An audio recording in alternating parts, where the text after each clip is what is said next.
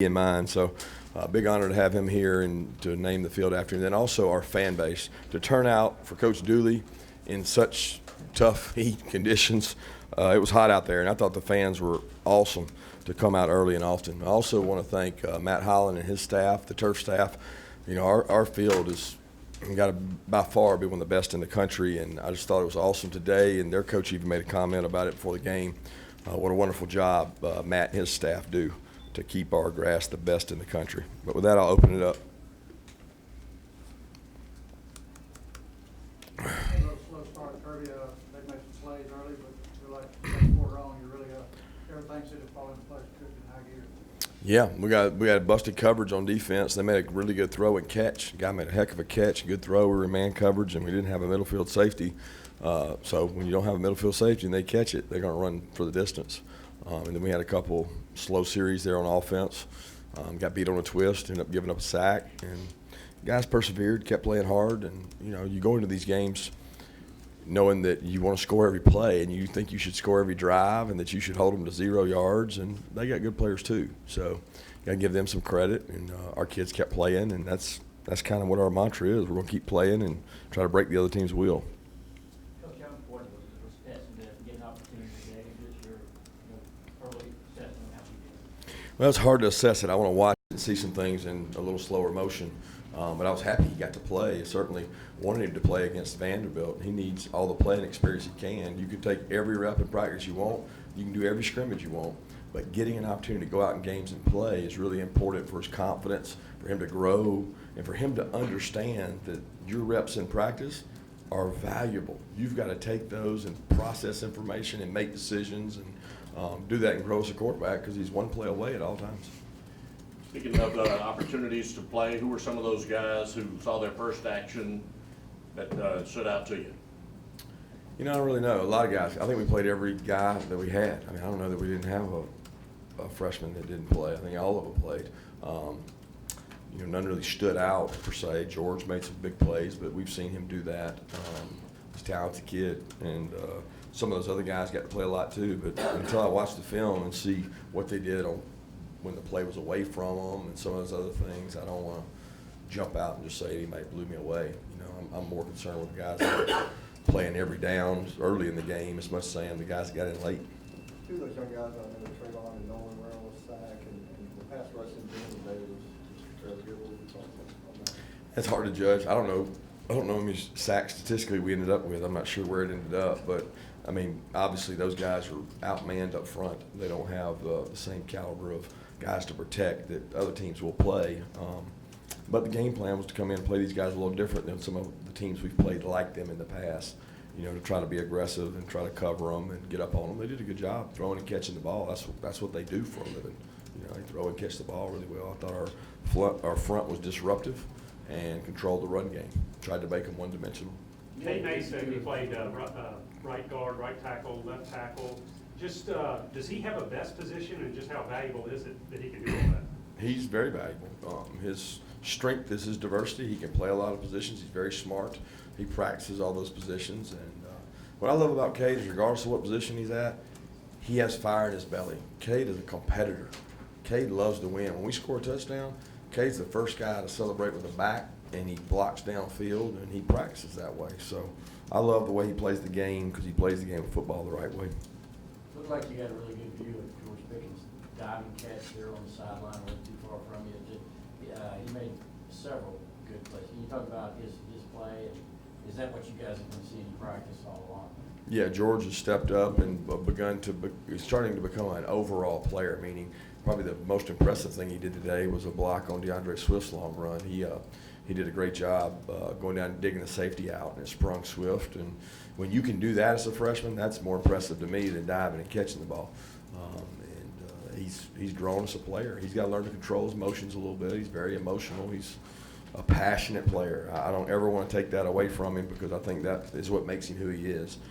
But he's got to be smart and play within our system and understand that just because you make a play, you know, you can't talk to the opponent.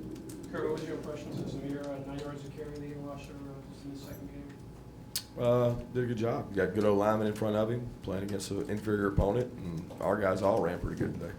with Nolan Smith, there's been a lot of talk about his motor and his energy. How much has that sort of helped him and allowed him to make an early impression for this defense? He's got a tremendous motor. He plays really hard. He's another one that plays with passion and energy. It's important to him. Love the way Nolan plays. If he continue to grow and play with physicality and match up against bigger people, he's going to be able to help us. He's got a lot of speed. You talk about going back to Wolf after the fumble, just the confidence that he's already earned on this football team. Yeah, he's a bright kid. He took a pretty good shot. I mean, he caught the ball and was trying to get extra yards. He took a tough shot, and you know it's going to happen. You don't accept it. We cannot have it. We've got to do a better job of protecting the ball. His fumble along with Stetson's interception, you can't have those. You can't have those in big games and big moments, but that doesn't – if the coverage dictates the Wolf's going to get the ball, we're not going to not throw it to him because of a fumble. He caught the ball. He had an opportunity, made some plays, had some good run after catch, and I think he's a talented player. He's a weapon for us, especially in the passing game. Kirby, just now when I spoke to Fromm and Swift, their reactions were the same. I told Fromm that you guys had more passing yards than rushing yards, and vice versa to both of them. They both just had huge smiles on their faces. Nice balanced attack, though. I'm sure you're happy with that. Yeah, I love the balance part. I love the fact that we were able to throw and catch the ball well today. And, you know, we got to do it against a bigger and better opponent. But you can't do it. You can only do it against who you're scheduled to do it against. And our kids went out and competed today and did a nice job of it. With Blaylock, I know he was a guy you wanted to play with in Nashville. Just what you saw to him, and is there kind of like a yard line where you're comfortable with him compared to Simmons on those punts, or how does that kind of work without revealing too much? No, there's no yard line. Tyler had an injury, so he came out for a little bit.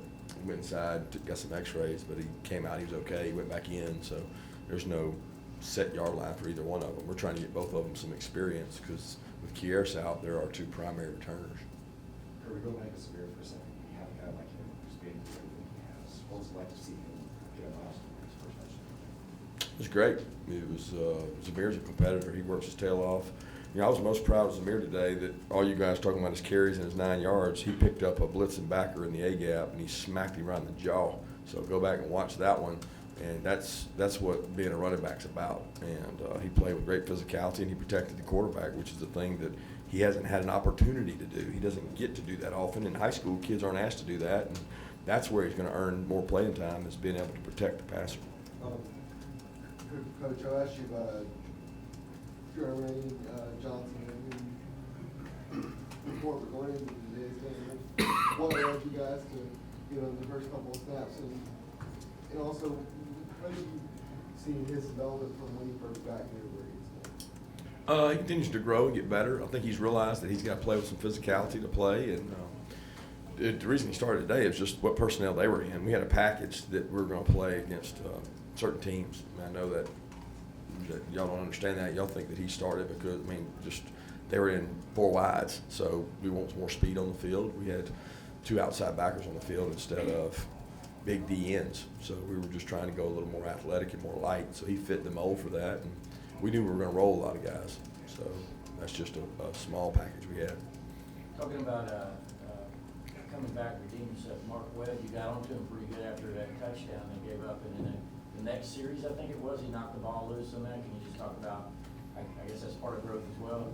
Yeah, he's got to do a better job when he's in coverage situations. I think he had poor eyes. I got to watch that play and see exactly what happened for him to get beat on the play. But he's physical. Mark practices really physical. You love the way he hits people and strikes blockers, and that's what dislodges the ball to cause the fumbles, his physicality. He likes that part. Funny as it was, Kirby, most of the guys said they handled it pretty well. It's just what they practice it every day. You talk about that a lot. Yeah, it was money in the bank for us because we put a lot of sweat in the off season, but also in the preseason in that kind of heat. So our guys, they were used to it. And it probably would have been a lot tougher had it been a 4-quarter game, but none of them had to play 4 quarters.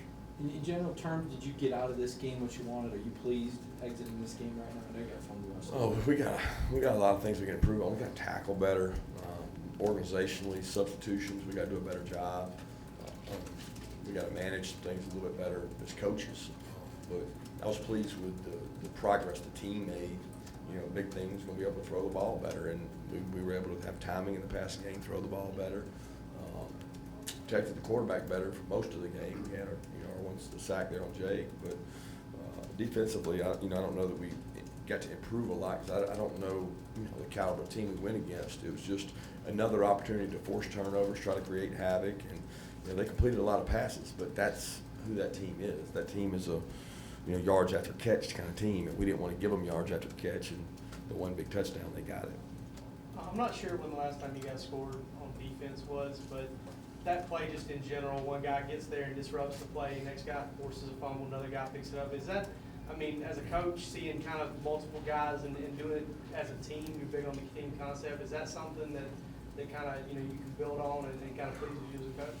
Yeah, we always show every defensive score in the SEC on the team score on defense. We show it every day, every Tuesday or Wednesday. I forget what day it is in our defensive meeting. So players love it because they want to be on that reel. Every defensive player's dreams to score. So when 6 SEC teams score on defense, we get to watch them, and they're always trying to be on that reel. So they'll be fired up because they get to be on that reel this week. And we preach it all the time that when you get an interception or a fumble recovery, we want to score. We want to score on defense. And it's like 60 or 70% of the games you win when you score on defense. So if you can do that, you can be pretty successful. What are your thoughts on where Jamari is right now, kind of having to replace Isaiah on that O-line? Yeah, I would reserve judgment until I get to watch it. I thought his stamina was good. I thought he played really hard. There's no plays that stuck out as really bad. So I want to be able to watch the tape, see how he played. Hey, Kirby, how do you go about instilling into these guys that playing special teams is important? You got a lot of big role players like James Cook and even Trayvon Walker is covering kicks at 6'5", 290 pounds. How do you go about instilling that into these guys? It's our standard, man. It's what we do. We don't fake it. I mean, we live it, and we open our season with meetings about special teams, and I don't ever miss a special teams meeting. I may miss something, but I'm not missing a special teams meeting because it's too important for our players to see me in there and know that they're going to be held accountable before they ever play on offense or defense to play special teams. And when you do that, then I trust you'll go in and do your job on offense and defense. Last question?